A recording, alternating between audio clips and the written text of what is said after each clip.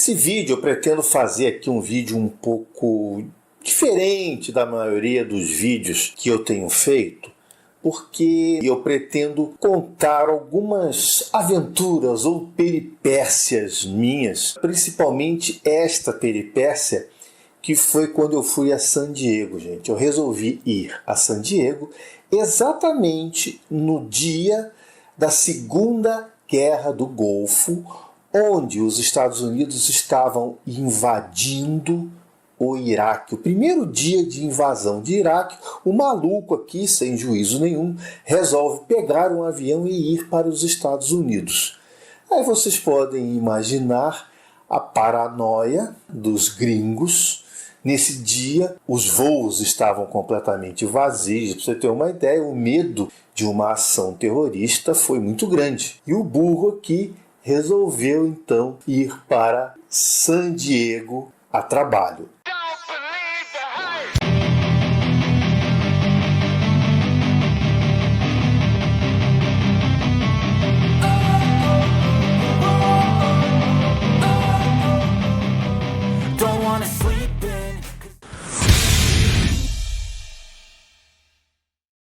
Pois é, gente, eu trabalhava de gerente de TI em uma empresa de informática e a empresa me mandou ir para San Diego para ter uma reunião, fazer algumas reivindicações que eu estava tendo, porque o material dessa empresa, todo o equipamento que a gente tinha na empresa era muito proprietário e a gente não tinha acesso à tecnologia como os Estados Unidos tinham. Então, na realidade, eu fui também para San Diego para pleitear uma certa liberdade tecnológica para a gente poder, então, ter algumas soluções, digamos assim, caseiras. Então aí foi que começou a minha saga, porque eu não estava muito ligado na data que os Estados Unidos iriam invadir o Iraque. Eu simplesmente marquei a minha passagem para uma data e quando eu estava indo para o aeroporto é que eu soube pelo rádio que os Estados Unidos então começaram naquele dia a invadir o Iraque. E aí então começou a minha saga. Então, gente, para vocês terem uma ideia, eu, quando cheguei para fazer o check-in no aeroporto aqui no Brasil, já começou a paranoia. Para variar, eu tinha também uma mala a mais, recheada com 73 scanners pistola para ser levado para o Repair Depot, que era o lugar da empresa onde se faziam reparos e esses scanners estavam danificados. Então, resumindo, eu estava embarcando no avião da United para San Diego com uma mala lotada de 73 scanners no formato de pistola. Quer dizer, só um maluco, só um louco faria um negócio desses, tá? Quem não tem muito juízo faria uma viagem dessas e eu realmente fiz esse tipo de viagem, né?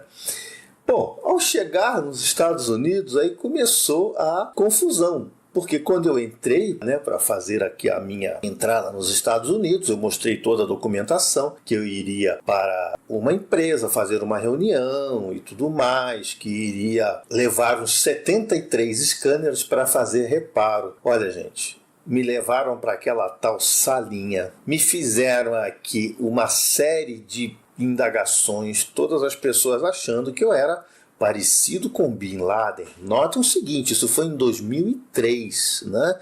Muito pouco tempo depois do 11 de setembro. Vocês imaginem eu, né, no aeroporto lá, né, sendo acuado por aqueles malucos lá, paranoicos, né? Eu com uma mala, que depois que eu abri a mala e mostrei que eram inofensivos scanners que eu estava levando para fazer manutenção, né? E depois uma ligação quase que desesperada para a matriz da minha empresa em San Diego, é que realmente as pessoas aí me liberaram. Como eu estava em San Diego, os fins de semana eu não faria nada, não estaria trabalhando, o que eu fiz? Eu resolvi fazer algumas visitas. Visitei diversos lugares de San Diego, mas aqui, a visita que eu mais gostei, que eu achei mais legal foi um lugar em San Diego chamado Balboa Park. O Balboa Park era um parque que tinha diversos museus, diversos lugares bastante interessantes, principalmente museus da minha área que eu gosto muito, que é a área de Segunda Guerra Mundial e a área de História, tá, gente? Então, o que eu fiz? Eu peguei o meu carro, né, que é um carro que eu aluguei, que era um Chevy Cavalier, e então fui para o Balboa Park.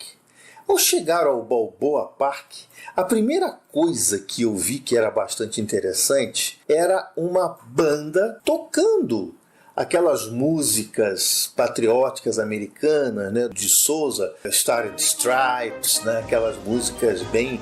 porque estava num período bastante patriótico, afinal de contas, os libertadores do mundo estavam entrando no Iraque para tirar do Iraque aquele grande ditador, né, aquele cara que realmente ia ser o grande responsável, entre aspas, né, pelo 11 de setembro, segundo George Bush, né? E, digamos assim, o argumento do George Bush para invadir o Iraque foi o quê? Que o Saddam Hussein tinha arma química lá, e não tinha coisa nenhuma, né? Até hoje não se provou que existia arma química no Iraque, tá? Mas mesmo assim, o americano, como é muito patriota, né? O que ele fez? Cheguei lá no Balboa Park, tinha uma banda tocando músicas patrióticas, né? Aquelas músicas que a gente conhece bastante aqui nos Estados Unidos. E aí eu aproveitei, dei uma volta pelo museu, encontrei diversos lugares, mas o museu, talvez, a parte do museu que mais me impressionou, que mais me deixou bastante maravilhado, para quem gosta dessas coisas, foi o Museu Aeronáutico. Tinha o Museu do Automóvel, tinha uma série de museus, tá? Mas o Museu Aeronáutico foi o museu que eu mais gostei. Por quê? Por ser uma pessoa que gosta da Segunda Guerra Mundial. Na entrada do museu, a gente já vê uma coisa interessante, né? A gente vê aqui uma miniatura, né, que serve como protetor de chuva ali na entrada do museu, do avião espião americano Black Hawk. Não, o Black Hawk ele foi considerado hoje o avião mais rápido do mundo, e a função desse avião era fazer espionagem na Rússia a uma altura tão grande, a uma altitude que os mísseis não conseguiram atingi-lo. E ele tinha uma velocidade extremamente grande. Era um avião desajeitado, ele era cheio de folgas, de reentrâncias, porque quando ele estava voando ele dilatava, então ele era muito cheio de falhas dentro da estrutura, que quando o avião entrasse em voo e aquecesse, aquilo dilatasse, aquelas falhas fossem fechadas. Então ele ficava vazando combustível quando estava no chão, era um negócio meio complicado, tá? Então o Black Hawk hoje não está mais em uso, porque a Guerra Fria, pelo menos dizem que acabou, né? Que não existe mais Guerra Fria, se bem que está começando a recrudescer um outro tipo aí de Guerra Fria. Entrando no museu, a primeira coisa que eu achei muito legal foi tinha uma cabine do C-47 ou DC-3, um avião também bastante famoso, com bastante longevidade. O DC-3 está em uso até hoje. Ele foi criado antes da Segunda Guerra Mundial. Ele foi avião de passageiro, ele foi avião de carga, foi avião que soltou os paraquedistas, né, na Segunda Guerra Mundial, principalmente lá na Normandia, né? Então essa aí é a cabine do DC-3. Andando mais um pouquinho no museu, eu vi então o Curtiss P-40 ou Curtiss P-40. O P-40 também, esse avião tem uma história bastante interessante. Ele foi um avião que não se comparava ao avião Zero japonês, um avião totalmente obsoleto para a Segunda Guerra Mundial, mas no início da Segunda Guerra Mundial, esse avião equipou principalmente um esquadrão americano de voluntários, chamado de Tigres Voadores. Esse esquadrão ele atuou na China para ajudar a defender a China da invasão japonesa no início da Segunda Guerra Mundial. tá? Utilizava esse avião aqui, que era o Curtiss P-40 dos Tigres Voadores, um avião sem nenhum recurso. No entanto, graças à perícia dos pilotos, ele levou, de certa forma, bastante vantagem em cima dos Zeros japoneses. Aqui, gente, é um avião também considerado um dos precursores, talvez o primeiro avião a jato, o primeiro avião a reação do mundo, que foi o Messerschmitt Me-262. Tá? Então, esse avião está em exposição nesse museu, e aqui, bem em primeiro plano, a gente está vendo o quê? Nós estamos vendo a turbina dele aberta. Nota o seguinte, foi talvez a primeira turbina a jato do mundo em operação. Existiam diversos projetos, a Inglaterra tinha projetos, os Estados Unidos tinha projetos, mas o primeiro que entrou em operação foi o alemão Me-262. Essas medalhas que nós estamos vendo aqui são as medalhas de um as inglês chamado Ed Rickenbacker, um as da Primeira Guerra Mundial. Tá? Foi considerado aí um dos maiores pilotos ingleses. E é claro, em contrapartida, essas aqui são as medalhas do Manfred von Richthofen, o Barão Vermelho, né? o grande ás alemão da Segunda Guerra Mundial. Essas aqui eram as medalhas. Uma outra coisa bem bacana desse museu, isso aí, gente, é uma cápsula da nave Mercury. A nave Mercury foi a primeira nave que levou o primeiro homem ao espaço dos Estados Unidos. Foi uma espécie de uma cápsula, não era nem uma espaçonave, era como se fosse uma bala, né? Ela fazia um voo balístico, dava uma volta na Terra e voltava. Então essa é a cápsula Mercury, que está lá em exposição no museu. E esse aqui, gente, é o motor que equipou diversos aviões. Equipou, por exemplo, o avião F-4 Corsair, que foi um avião bastante utilizado no Japão pela Marinha Americana. Foi o motor que equipou também o Thunderbolt, que a FAB utilizou também esse motor na Segunda Guerra Mundial. Tá? Ele era um motor bastante interessante, que ele era um motor construído para altitudes maiores, tá? Um motor extremamente potente e que tinha já o conceito de turbo, era um motor, digamos assim, turbinado. Esse aqui, gente, é o Sopwith Camel, um avião inglês muito utilizado na Primeira Guerra Mundial. E esse aqui, gente, é o Mustang. O Mustang foi um avião, talvez um dos melhores aviões da Segunda Guerra Mundial, que foi muito utilizado para escoltar bombardeiros para a Alemanha, né? Porque os B-17, as fortalezas voadoras, eles eram muito bem armados, mas as perdas eram enormes, né? Porque os alemães desenvolveram táticas para furar as formações de bombardeiros B-17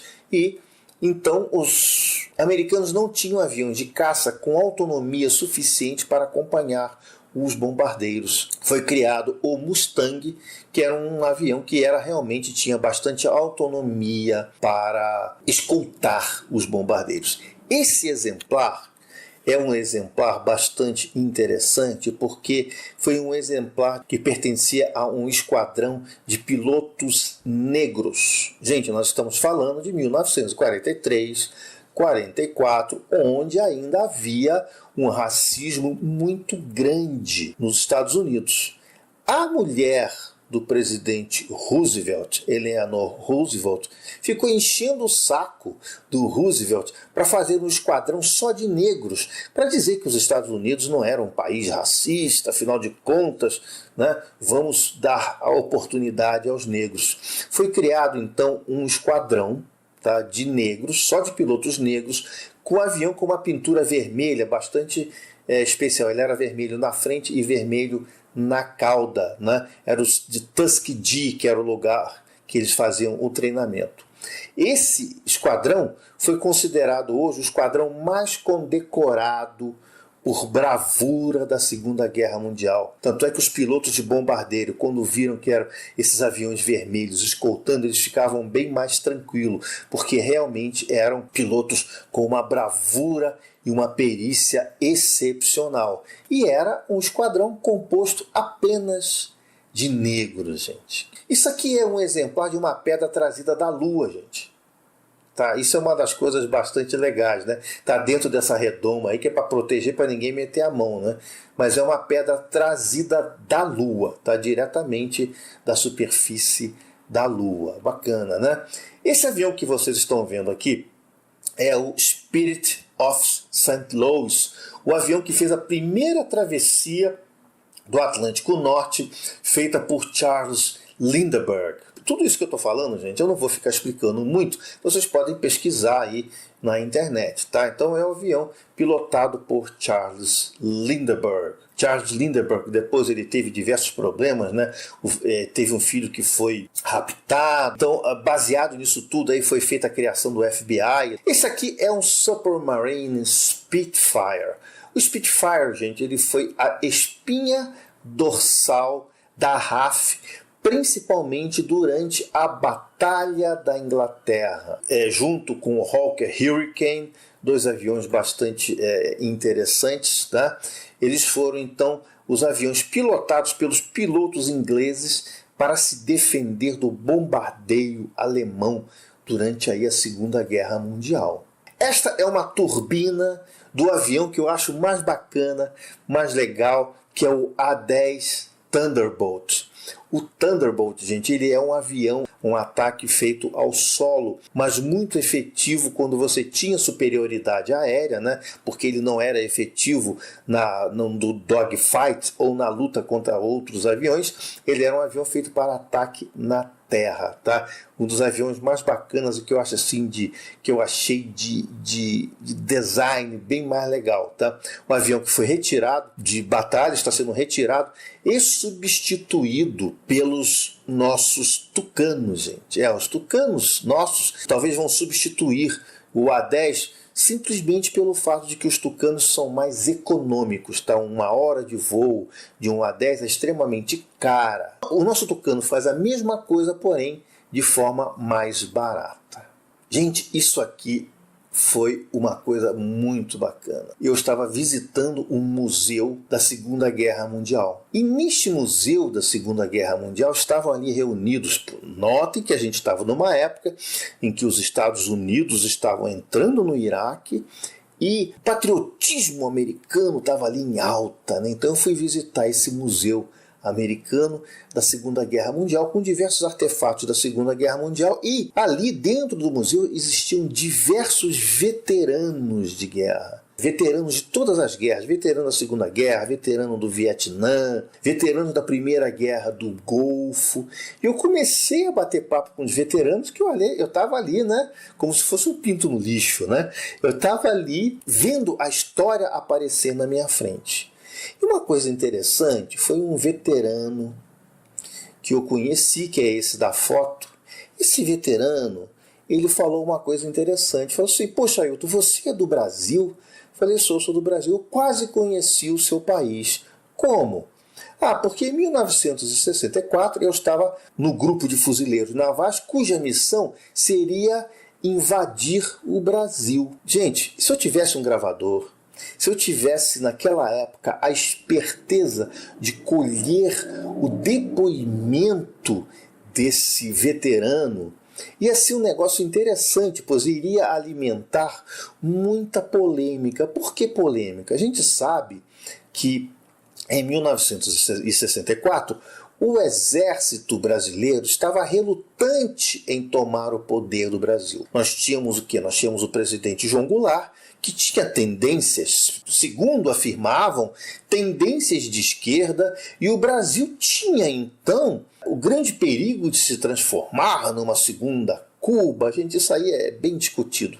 Tá? Eu mesmo não acho que isso realmente tinha esse perigo de acontecer. Eu acho que hoje nós corremos muito mais perigo do que naquela época, em 1964, e o exército estava na mesma situação que hoje. O exército não queria tomar o poder, o exército estava muito relutante em tomar o poder.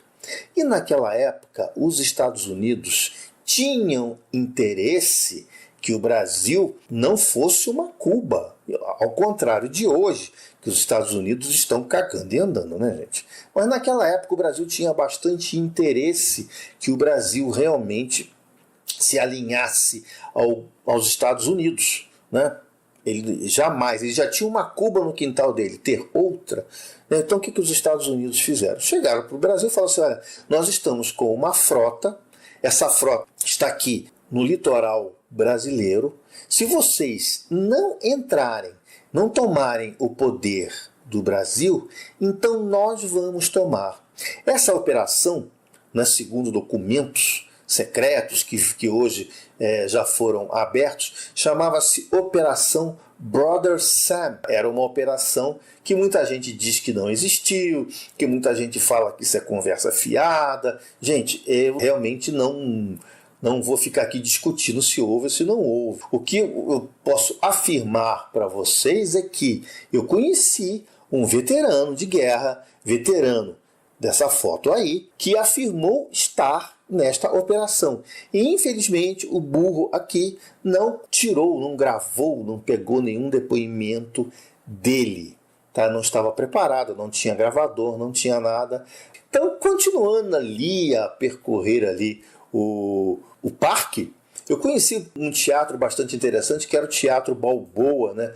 Um teatro ao ar livre. A acústica dele é construída de tal forma que você não precisa de equipamentos de som. Bom, gente, essa aqui é um vídeo de algumas aventuras minhas. Tem outras aventuras que eu vou contar mais adiante, tá? Eu vou fazer alguns vídeos falando de alguns momentos que eu passei e, é claro, tentando trazer para vocês informações úteis, principalmente no que diz respeito à história. Ok, gente? Se vocês gostaram do vídeo, por favor, deem um joinha, porque, gente, isso aqui deu um trabalho, tá? Porque eu fiquei catando foto, fiz um catacata aqui de fotos que vocês não têm ideia, tá? Fiz aqui uma série de coisas que deu bastante trabalho. Então, gente, se vocês não são assinantes do canal, assinem o canal e deem o famoso joinha. Ok, gente? Muito obrigado por vocês assistirem aí os meus vídeos, tá? Espero fazer vídeos cada vez mais dentro do interesse de vocês. Vida longa e próspera. Ailton Alt.